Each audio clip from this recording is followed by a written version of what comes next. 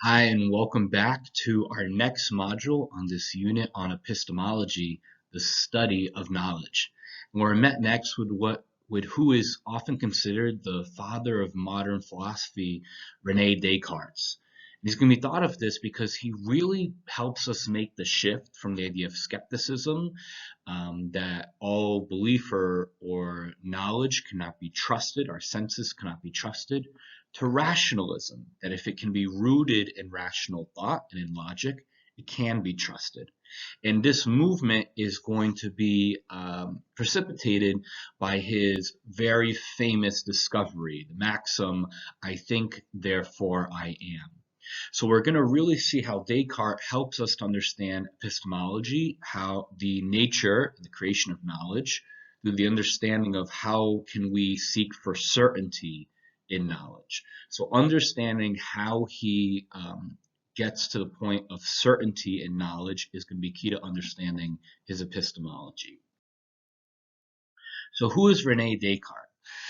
Like I said, he's considered to be the father of modern philosophy. He was born in 1596 in France to a very wealthy family. And so because he was born to a very wealthy family, he was able to have a great education, he was able to travel, and not ever have to really provide for himself through a job in the interim.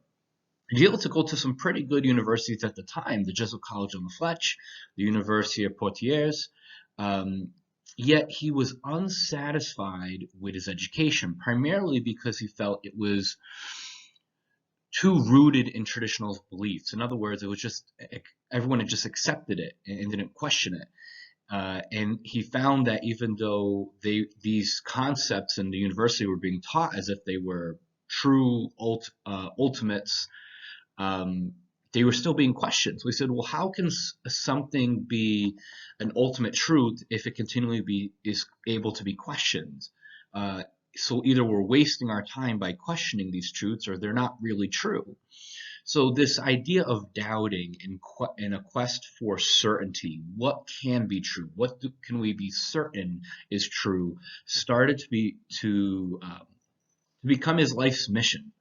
So he starts to travel extensively in what he calls the book of the world, trying to have as many experiences, meet as many people, go to as many places possible, to be able to gather in knowledge in the world, to test it, to kind of find out what is certain, what is not. Uh, he finds himself one winter in Germany, and because it's so cold, he's kind of shelled up in a room with a furnace, and it's there that he has these series of dreams, these three dreams, by which he comes to see philosophy in the world differently. And really, it's what leads to his understanding of what he calls the method of doubt, by which he doubts everything to test everything in a very scientific and rational method to see what can we be certain of. He then moves to the Netherlands, where he spends about 22 years, primarily because he believed the Netherlands would hopefully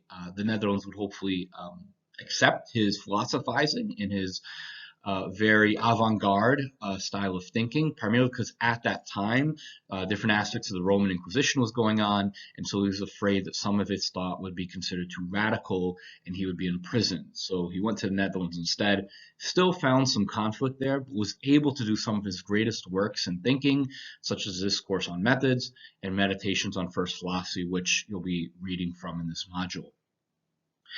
He's really depicted as a move from skepticism to rationalism, as I mentioned before. This is going to be the main thing to remember. He moves from this idea of everything must be doubted to what can be certain. What at least we can be certain of is I think, therefore I am. And so therefore we are rational beings, and if we're rational beings, other things can be certain of. But we can think of Descartes as another way of applying the scientific method to philosophy, whereby which we test and question everything. Not that he believed that nothing could be certain of, but until we could test it, we can't be certain of it. And that's going to be a key part of how he does epistemology. Until we test it, until we can be certain of it, it can't be considered true knowledge. And that would be a kind of a one-line synopsis of his epistemology. He later on became the tutor of Queen Christina of Sweden, who herself was pretty good at philosophizing and philosophy.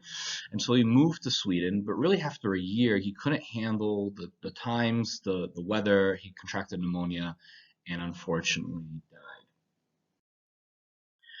So we're going to go through each of these aspects in this module, but to kind of put it on one slide for you, how can we think of this train of thought, as I kind of just alluded to, is this.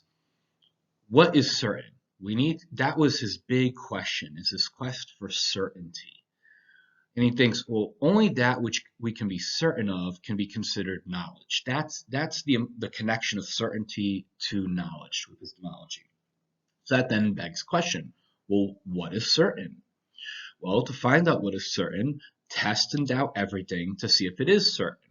This is his skepticism, to test and doubt everything, to not trust sensory experiences, to not trust human senses. And this was basically his litmus test. If it's possible that a notion, an idea can be uncertain, then don't trust it, or at the very least, we'll hold judgment from it. Don't hold it to be true or not true, just back away from it.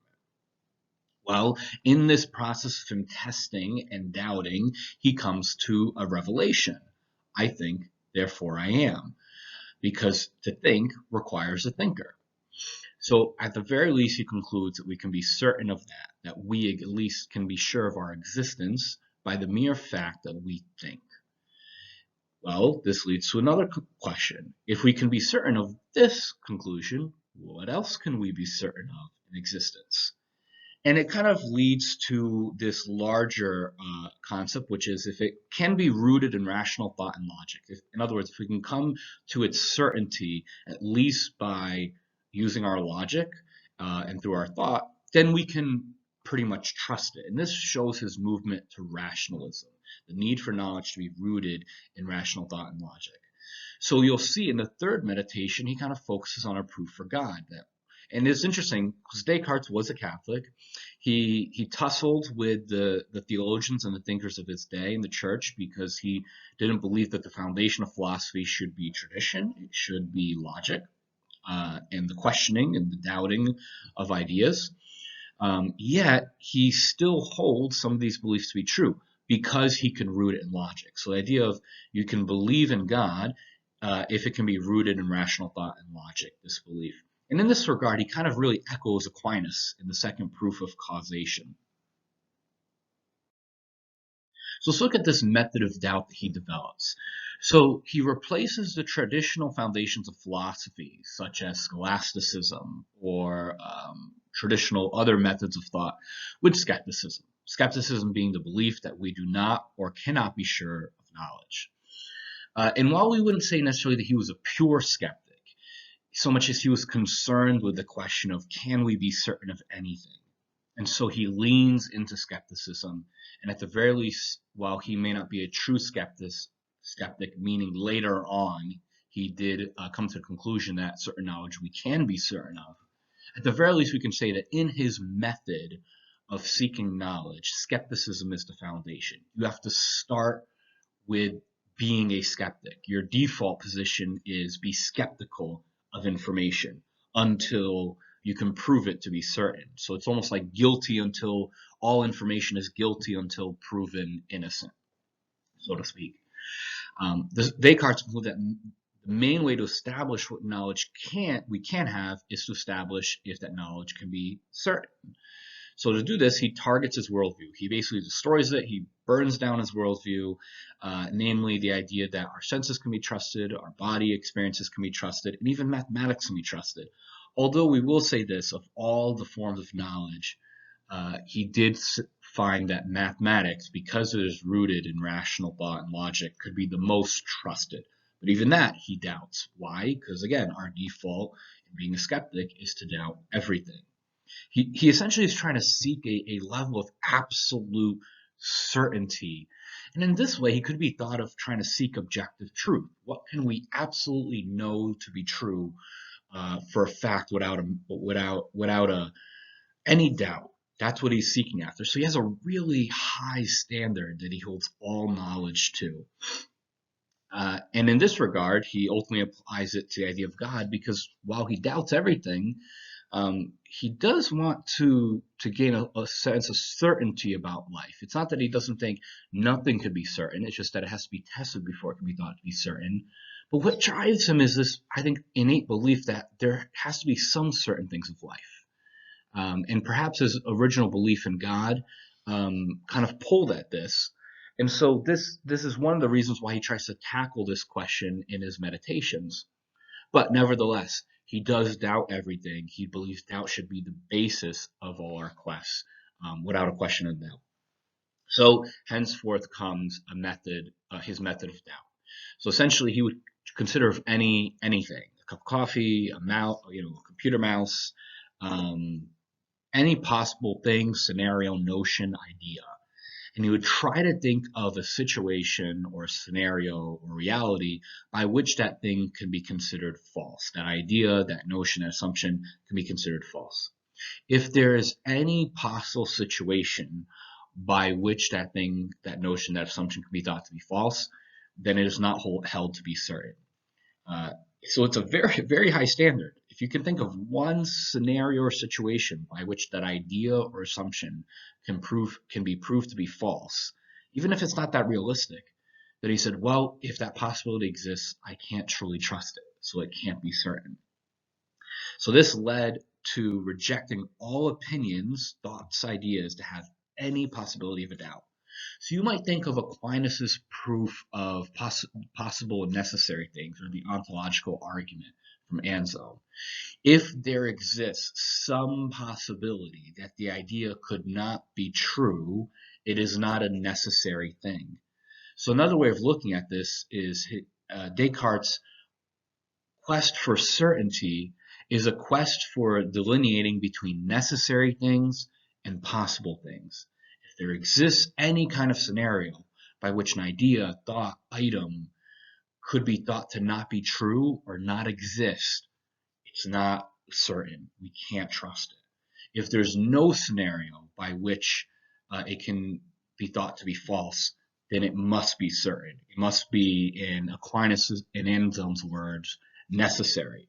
So we can kind of see in the underlyings of his philosophy that while he breaks away from scholasticism, he's still influenced by it.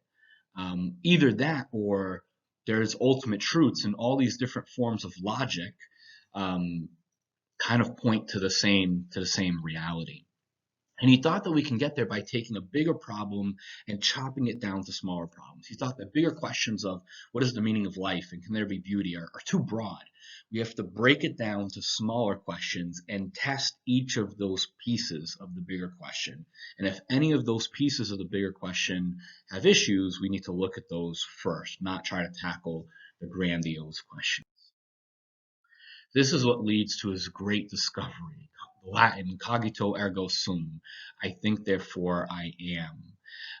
And this is his big breakthrough. He has many contributions to philosophy. This is his one great contribution to philosophy because he has something certain to grasp onto. While he still uses skepticism as the basis for his philosophy, it moves now to the idea of the importance of rational thought in philosophy. That we can be certain of some things, and that the things we can be certain of are based in rational thought and logic. So why is cogito ergo sum, I think, therefore I am, so important? Because, he concludes, if I can accept that I am thinking, that I know that I am processing the thoughts that I am having, that this isn't all an illusion, because I was just concerned. This could all be a dream. Sometimes I have very vivid dreams, and how do I know the difference between a vivid dream and reality? So could all of this be a dream? How do I know the difference? Well, if I can't be sure of it, then I can't be sure that I'm not in a dream. But I'm thinking. And the fact that I'm doubting my doubts, the fact that I am doubting my reality, proves that I am thinking. And so if I'm thinking, well, these thoughts got to come from someplace. So there has to be a thinker behind these thoughts. Well, that's me. And so because I am thinking, I exist. I am real. I can at least be certain of myself. That was his big conclusion. He finally came to a certain conclusion that because we as human beings think, we exist. This points to the use of causation as a main form of reaching certainty. If it can be thought to have a cause, it is real. This later is going to point to his proof of God. He really latches on to Aquinas' second proof of whether he intended to or not. He really uses a second proof of God of causation, that everything must have a cause. And if it doesn't have a cause, it isn't real, to ground his certainty. So therefore, because our thoughts have a cause ourselves, we can be certain that we can at least be certain that we exist.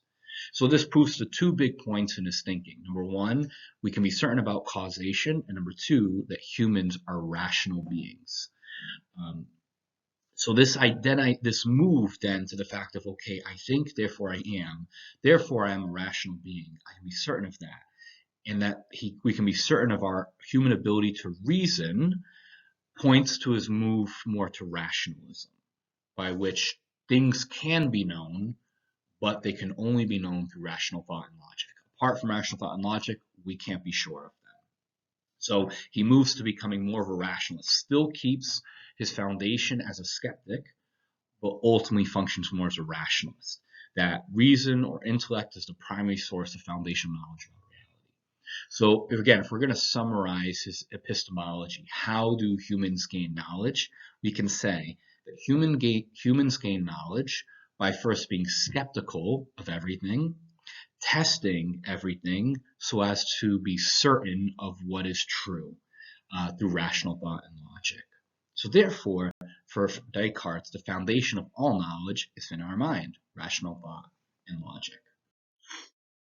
This leads very interestingly to an example he gives called the evil demon hypothesis, where he's thinking of like every possible option out there, and he thinks, well, it's possible, right, that there's an evil demon who is distorting reality so that my senses are fooled, and that's how I could be fooled into experiencing the world and not be sure of it. And if it's even possible that this evil demon exists, then can I be sure of anything? All right, I know it sounds crazy, but if you've ever watched the movie The Matrix or the Matrix trilogy, if you haven't, go watch it. It's actually a key premise of that film.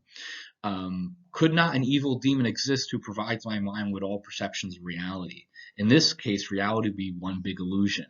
And in the movie The Matrix, you have these evil machines that basically have put all of humanity into an illusion, into a dream that's not real within the Matrix. It's a very fascinating concept. You see a picture of them in human form here on the screen. However, there's a conclusion that we can draw from Descartes' evil demon hypothesis. He didn't actually believe there was an evil demon that was causing us to hallucinate all of reality. But Descartes says one can withhold one's assent to any knowledge because even a demon could be deceiving it. But because we can be deceived, then that means we exist. So in other words, because even the possibility of an evil demon in theory could exist, an evil demon that is distorting reality, then it's logical in his mind to doubt everything, because that possibility could even exist. However, because it is possible that we could be deceived, in order for deception to happen, there needs to be a deceiver and someone being deceived. Because you need someone being deceived to exist, then that still points to the fact that we exist. So in a roundabout way, it does draw back to the conclusion that we can be certain that we exist because we can be deceived, because we have a mind to be deceived. So again, everything just goes back to the fact that we are rational beings, and because we have a mind, we exist. This also leads to one of his key concepts called substance dualism, also known as Cartesian dualism or mind-body dualism. Again, the Matrix is a good image of Descartes' starting point. How do I not know that I'm simply living in a simulation or a dream? How can I be sure of things? Well, he really makes a separation, but a belief that there are two distinct aspects to a person, that we are body, matter, and mind, rational thought. While the matter, body, sensory experiences can be a figment of our imagination, our rational mind we can be certain of, because remember, cogito ergo sum, I think therefore I am.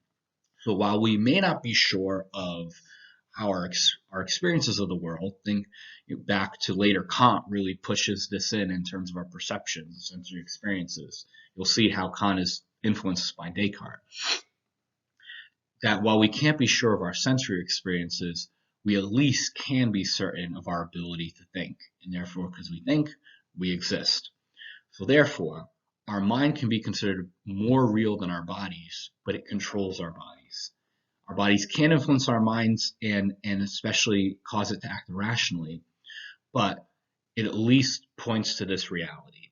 Our minds are real, our bodies are real.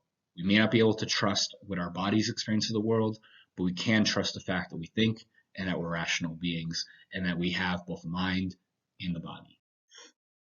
So this then leads to his meditation, his third meditation on the proof of God. And he's really just arguing from the idea of causation. If we can think, where do we get this idea of God? And if this idea of God is not from ourselves, where does it come from? It must be from the God outside of us. So let's walk through it step by step. So real ideas must have an equally real cause. That's the basic premise of an ideological version of causation. If I'm not the cause of the idea, there must be an external cause and therefore an external reality. Thoughts or ideas such as infinity, omnipotence, omniscience, etc. cannot come from me because I'm not omnipotent. I'm not omniscient. He held humans are imperfect. There's limits to our knowledge, limits to our power. So the fact that things such as infinite knowledge, omnipotence, infinite power, infinite power. The fact that these ideas exist, even though we're not all-knowing and all-powerful, means they have to exist outside of us. But given the fact that everything has to have a cause, where do these concepts come from if they don't come from us? Similarly, if the idea of a God is beyond us, the idea of God had to come from something beyond us. And so he reasons that things such as omnipotence, omniscience, infinity, ideas of God and divinity, we are not any of those things. We're not divine, we're not omnipotent, we're not omniscient, so they can't come from us. All these things have to come from outside of ourselves. And so he points to the reality of it must come from a perfect God. Only a real, existing, perfect God who is all these things, who is infinite, omnipotent, omniscient, can cause these things to be true. And so he holds, because we are imperfect in our knowledge and our power and our thinking, these things can come from us. But if we're to hold that God is perfect and he cannot deceive us because he's perfect, then all these things can come from God. So since we did not cause these ideas within ourselves, we haven't caused ourselves. God must have caused us or placed the ideas of him within us. We don't hold the power to will our existence. In other words, if I just wanted to will through my thought and effort that I don't exist, I couldn't do it. So therefore, our existence depends on something outside of ourselves. Because everything must have a cause. If a cause is an effect, we ourselves therefore must have a cause if we couldn't will ourselves into existence. Therefore, he reasons, we must eventually be caused by something that has an idea of God. And this idea of God must come from God. So we cannot have an infinite regress of creators that have an idea of God without a creator with the properties of God. In other words, if we keep going back, we can't go back an infinite regression of causes without reaching an ultimate cause that is the cause of all of this. God must be the cause that preserves my existence. It is because it must have the power to will my existence, and this power is omnipotence. So, in a different way of putting it, he reasons that I think, therefore I am. And so there might be thoughts that I create. But there are certain thoughts and notions that I could not create because I do not have the ability to create them. Omnipotence, omniscience, infinity, divinity. as humans, we are none of those things. So we cannot be the creator of those things. But the fact that we know that they exist points that there must be something outside ourselves that is omnipotent, is omniscient, is infinite, is divine. This must be a perfect God because all things have causes. And since I cannot will myself into being myself, my existence depends on something outside myself, and that is God. So again, he does hold God to be real, but it must be rooted in rational thought and logic. It must be rooted in causation. So this is an example of how he reaches a certain certainty of God's existence, again, by following the train of thought of where do thoughts and notions come from, what are their causes, and if we can be sure that they exist and that they have a cause, then we can be certain that they are real. So that's it for our module today. I invite you now to go to the rest of the module material.